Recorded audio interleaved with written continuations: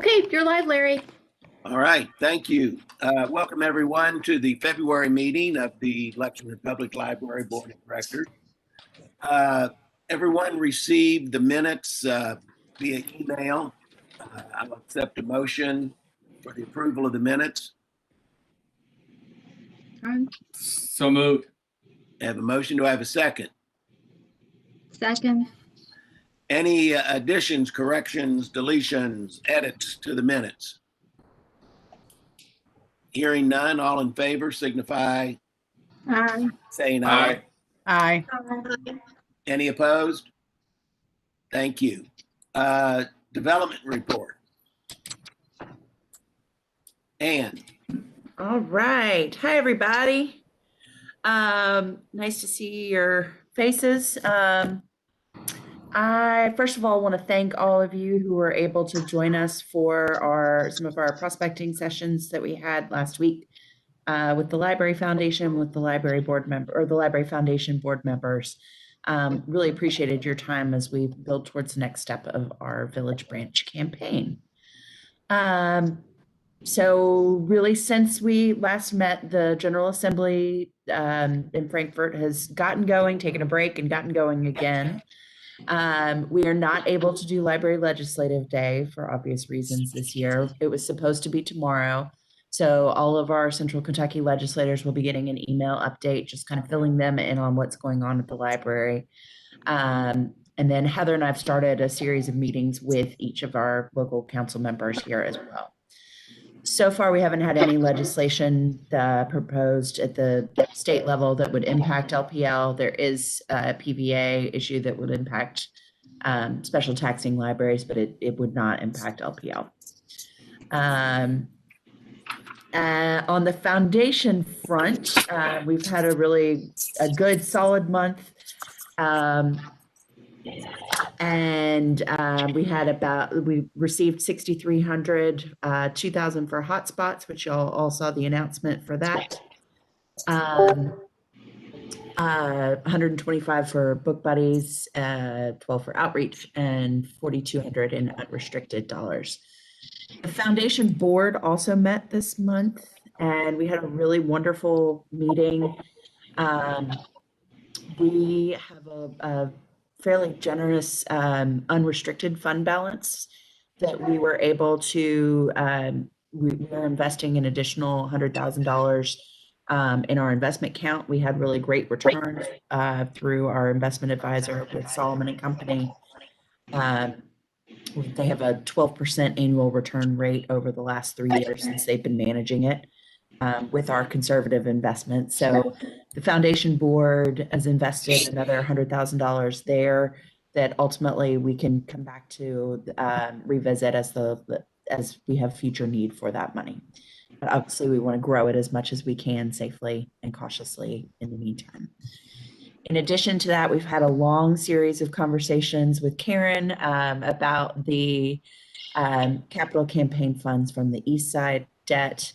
And we have made some motions to transfer the roughly $800,000 that we had received for the East Side Capital Campaign that we've held in bond through the Library Foundation. Because the interest rates have dropped, it makes more sense for us to pay off some of the East Side debt. So Karen can answer any more questions more fully than I on that front. But we, ultimately voted to transfer $800,000 over for early payment for the East Side, $100,000 over to Solomon and Company, and then our restricted gifts. So all in all, Foundation is doing well, and we're very pleased that we're able to give that money over to the library. On the Friends front, one more, sorry. They have started a new service. They are, of course, still in curbside mode, but they've started a new service, Bag of Books, and it's essentially a grab bag service for books. And you can call the Friends or email them, and they'll put together a blind grab bag of books based on, I think they're mysteries and romance novels to go along with the Valentine's theme this month. So new service, and hopefully will help drive up some business for the Friends. Questions? Anybody got any questions for Ann? If not, we'll move on to the financial report. Karen Kay.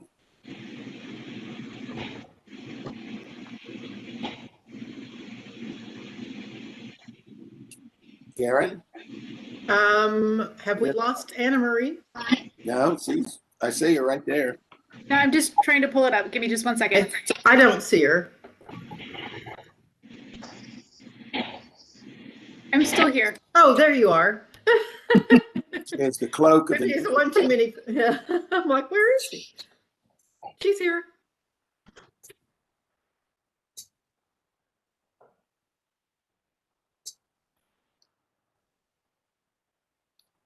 Okay, these are the financial statements through December.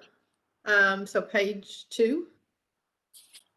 This is the balance sheet through December. So the library had added, as of December 31st, 2020, total assets of $14,553,000, 5,116,000 in cash. That cash was down month over month and year over year about $1,000 to $1,200, and that really is the timing of receipt of funds from the city. Investments of $5,185,000, and then receivables of $4,251,000, and those were higher because again of the receivables from the city. And then also in December we had liabilities of $885,000 and a fund balance of $13,667,000, and that fund balance was up $440,000 for the month and $1.3 million year over year. For the general fund activity, for the month of December, revenues were $1,301,000, expenses were $903,000, so the bottom line was $398,000.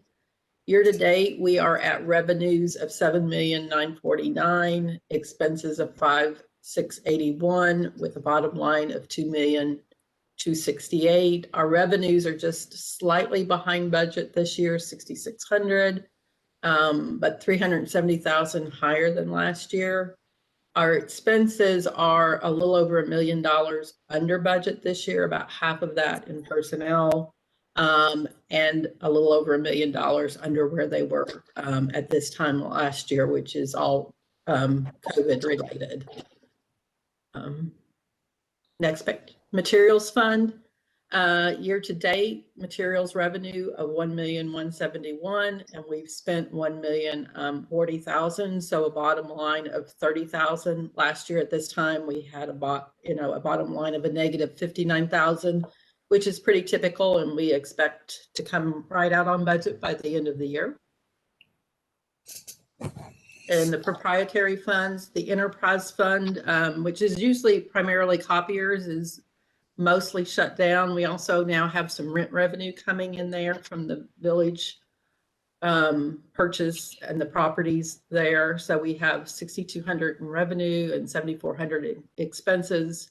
So a negative $1,200. And then the garage, our revenues are year to date for the 6 months, $150,000, which is $52,000 under last year, which is just essentially gate revenues are down, and a bottom line of a negative $35,500.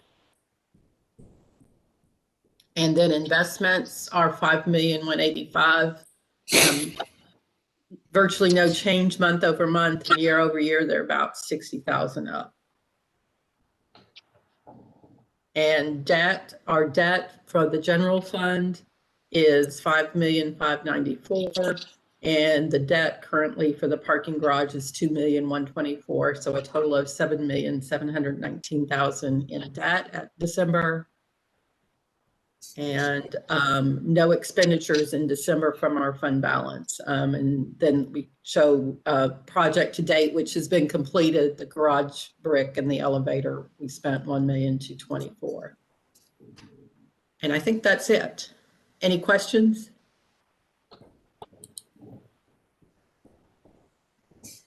Okay. Cassandra, since you're new, we get most of our funding comes from property tax, but it passes through the city before it gets to us. So sometimes there's a little delay from the city, so we have some receivables, and sometimes they do it on time. So we always get it, but that, if you had a question on that. Let's move on to the director's report. Heather? Thank you.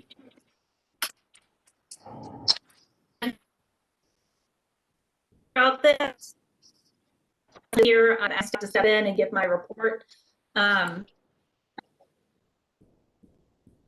I'd first like to start out by sharing a couple of new resources and services that we have available. Our staff have just uploaded a new digital resource to our archives. This is the Reporter newspaper. It was published from March 1808 to September 1870.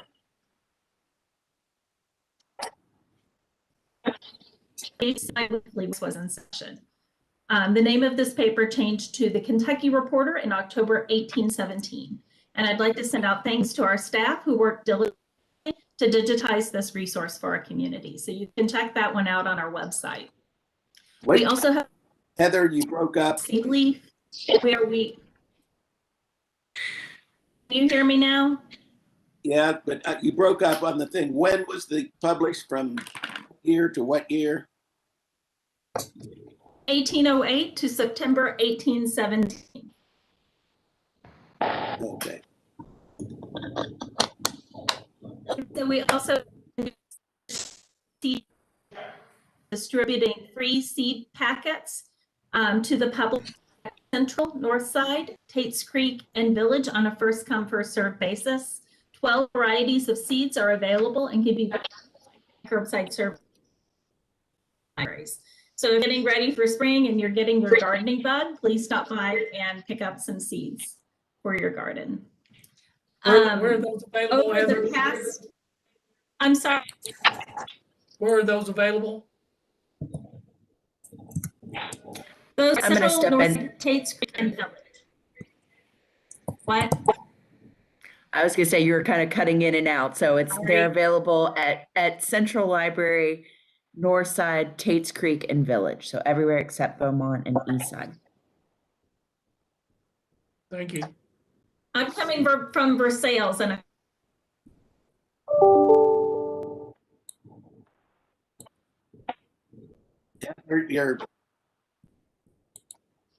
Yeah, the ice has got you.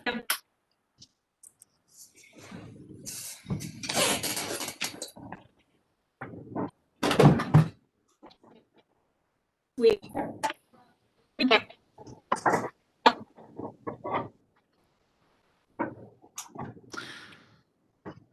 All right, we're gonna step in on you, Heather, because you are cutting out so badly.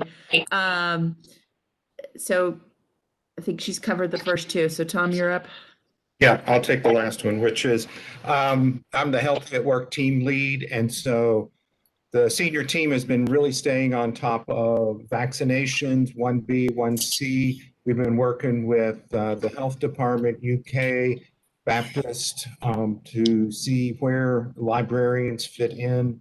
Right now, we were hoping that 1B would include librarians, but after clarification from UK and Baptist, it has to be school librarians before they're included in that. So we're staying on top of that.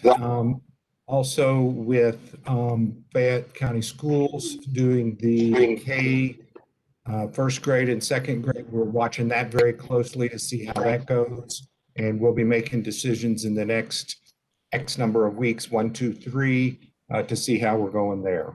I think that covered what she wanted to cover. Yeah, So, I asked Heather about plans to reopen, and she said a lot of it is dependent on the red zone status, and that there's some guidelines that we're supposed to operate under.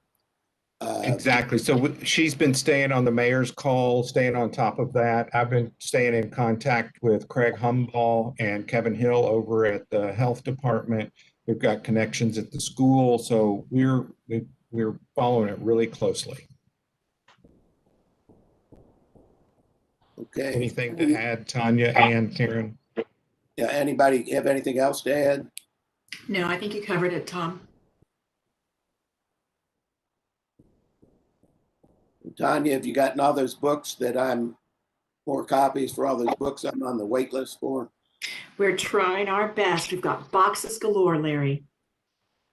All right, that's exciting. Okay, the chairman's report. If you go on Kentucky.com today online, the Herald Leader, there's a story about the ice storm, and it goes through some pictures about previous ice storms we've had. And if you find the picture of these people standing next to their van that used to be 6 feet tall and now it is 3 feet tall, that and the tree that's laying on it, that tree came out of my yard on Hanover Avenue. Somebody called me from Florida today to tell me that. So I looked it up, and sure enough, there it is. We have a new board member that I would like to introduce, Cassandra Hockenberry. Cassandra, where are you? I saw you earlier. Hi, I'm over here. Okay, why don't you introduce yourself to us, where you work, all that sort of stuff. Absolutely. Thank you all for allowing me to join the organization. I'm Cassandra Hockenberry. I work at the Council of State Government with the Overseas Voting Initiative. So one of the things we do is help military members, their families, and members of the United States that are abroad. We help them vote. We try and make it easier. We work with state lawmakers to ensure there are policies and procedures in place that allow them to make their voices heard back here while they're representing us overseas. So I do a lot of work with state legislatures, secretaries of state, things of that nature, and have become the de facto cybersecurity person just because there's so much interaction there. I also have a miniature dachshund who you'll likely hear on one of these calls because he does not like to be quiet and loves to have his voice heard. So apologies in advance.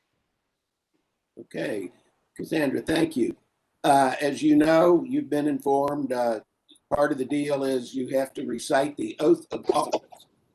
Absolutely. I think you've got a copy, and after you're done, then James, it'll be your turn.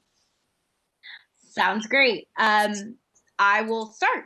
I do solemnly swear that I will support the Constitution of the United States and the Constitution of this Commonwealth and be faithful and true to the Commonwealth of Kentucky so long as I continue to be a citizen thereof, and that I will faithfully execute to the best of my ability the office of advisory board member. Apologies. For the Lexington Public Library according to law. I do further solemnly swear that since the adoption of the present Constitution, I, being a citizen of this state, have not fought a duel with deadly weapons within this state nor out of it, nor have I sent or accepted a challenge to fight a duel with deadly weapons, nor have I acted as second in carrying a challenge, nor aided or assisted.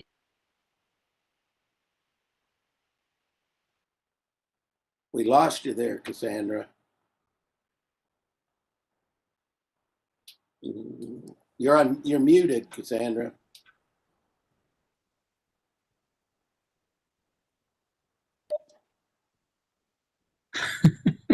Are you back?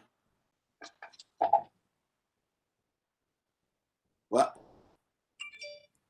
Cassandra, I will attest that you read the whole thing and swore to it, and that you haven't fought a duel. I So, think she left to go fight a duel. or the dachshund. Maybe she's fighting the dachshund. Can't hear. I don't know about you all, but it's raining ice over at my house, so maybe everything's all messed up.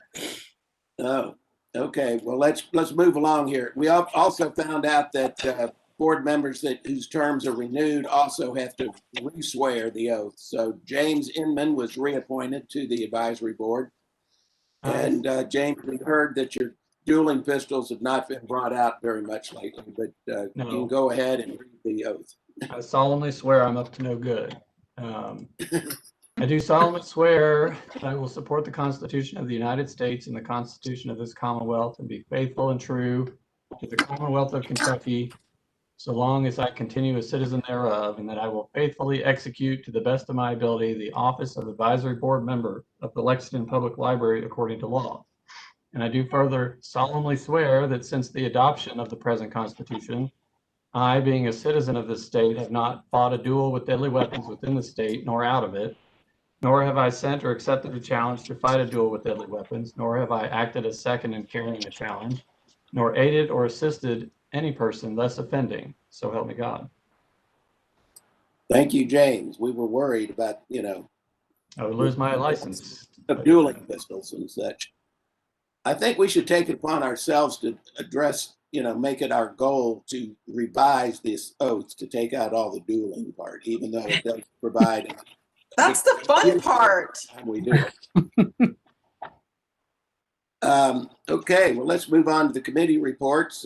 First up, Building and Property, Ralph. The Building and Property Committee is getting ready to go into what I would call a very intense review. We're expecting on the Village Branch somewhere between 10 and 17 requests for qualifications. And the Building Committee, the staff is going to be distributing all of those in late February, of which we will review.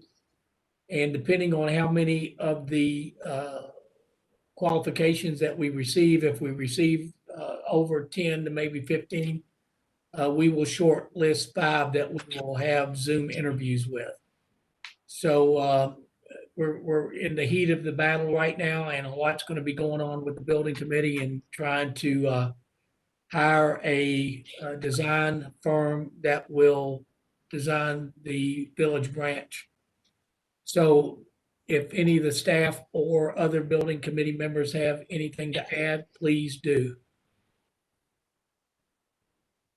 Well, the one thing I wanted to mention is that Ralph has heard some of this, and he told me, is there seems to be a lot of interest in this project from the architectural community. One, because it's serving a underserved community. 2, it's sort of the gateway into Lexington from the airport, and people are interested in seeing that something is well done in that location. So I think it's something for us to be excited about. And I mean, it's going to be, we get to read a whole lot of stuff, but I think it'll be worthwhile. Anything else, Ralph? No, any questions? Thank you.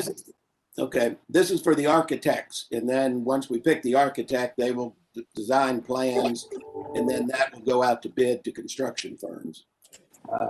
So it's going to be a long process before we start actually, digging any dirt on Village Drive. Next committee, Budget and Finance Committee, Mike Burke. Thank you, Mr. Chairman. The Budget and Finance Committee respectfully brings forth a motion recommending that the LPO Board of Trustees accept the December financial report as presented by Ms. King. Okay, that comes in the form of a motion. I will accept a second. Second. Okay, we've got a motion and a second. Any comments on the finance report? Hearing none, all in favor signify by saying aye. Aye. Aye. Any opposed? Okay, Mike. Additionally, Anna Marie, please let the minutes reflect that Messer Smith and Burke have reviewed the January procurement card and check files with one question and no issues. Okay. That would conclude the budget and finance portion of the meeting. All right. Thank you, Mike. Do we have any new business? Any old business? Larry, I might say if any of the board members, the staff is going to be putting out a calendar of events for the building committee. So everybody on the board is welcome to come to any of the committee meetings. And if you'd like to sit in on the reviews, everyone is welcome to do so if you should want to participate. Okay, thank you, Ralph. This will be one of the more, probably the biggest thing we undertake over the next year and a half. So if you would like to get more involved, just, feel free. Hearing nothing else, I'll accept a motion for adjournment. So move. All right, all in favor? Aye. Aye. Anybody that wants to stay on just for a long time and tell stories or anything? Hearing none, I'll call this meeting adjourned. Everybody stay safe tonight. Stay warm. Hope the electricity stays on. Bye, everybody. So Bye. good night.